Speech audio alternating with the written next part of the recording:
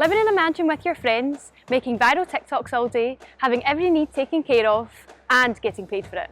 It sounds like the ultimate Gen Z dream. Lucrative and luxurious houses for social media stars not only exist, they're spreading. The TikTok creator house trend originated in the US last year with LA's Hype House, home to stars like Charli D'Amelio and Addison Rae. Creator group Byte Squad lives in what it calls the UK's first ever TikTok creator house. It opened in April and is home to a range of viral TikTokers aged between 17 and 21. In September, another house opened in Britain called the Wave House, which revealed another half a dozen 20 to 22-year-old creators who revealed who they were in elaborate fashion at a grand country home in Essex. Their most viewed video featured 22-year-old Eloise removing a bejewelled mask in a bath full of milk. Since then, their videos have featured helicopters, flares, and even a Batmobile. What you don't see in these clips are the savvy marketing agencies who seize in the success of the US houses and pay all the bills associated with leasing the luxury pads to their young talent. On one hand, we have Fanbyte, which helps to run the influencer marketing campaigns for the world's biggest brands. And then we have bite-sized talent, where we exclusively manage the biggest TikTok stars in the country. And then we have our third part, which is the Byte Squad and Bytehouse. The value to them is that they have a bunch of hugely connected influencers to help promote brands, cosmetics and products to their large amount of young fans. You could honestly, in like a couple weeks, potentially make like $5,000 or $10,000 or $2,000. Like it always changes. You never actually know how much you can make one month or the next month.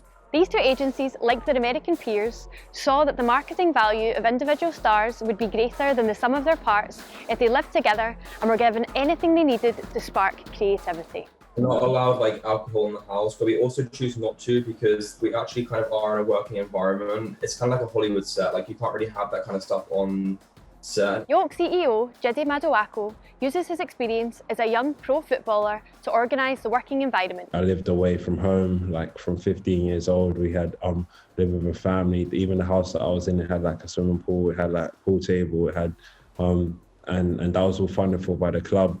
And all you had to do was really focus on football and be the best that you could be. In the Byte House, a similar setup is introduced by Timothy and his team. They don't pay anything. We fund everything, food, drinks, going out. We do have a manager in-house who's the person who looks after the creators. But the deal with them is we, as people who actually own the IP and own the rights, we therefore are able to get a cut out of a whole range of things, whether it's book deals or TV spots. I feel like I've definitely got way more brand deals from my personal ever since joining this house, so it's definitely helped with that side. Yeah. So, why do these houses work? After all, the concept of artists and creators living together and producing popular cultural exports is nothing new. A lot of the time, it boils down to human affinity. So what you find is that many people who work together as artists are in fact couples. So there's a lot of husband and wife or partner and partner couples.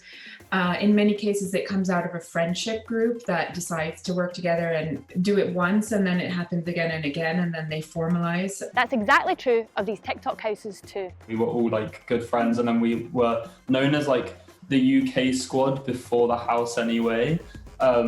So everyone just wanted us to be in a house anyway because we have like such a tight friendship. Me, Carmi and Spencer already lived together, and Kate was actually quarantining with us towards the end anyway. Like she moved, transferred households, and then Eloise and Jimbo, they also already lived together. All of this does sound like Gen Z's dream, but it's a lot more disciplined than it first appears.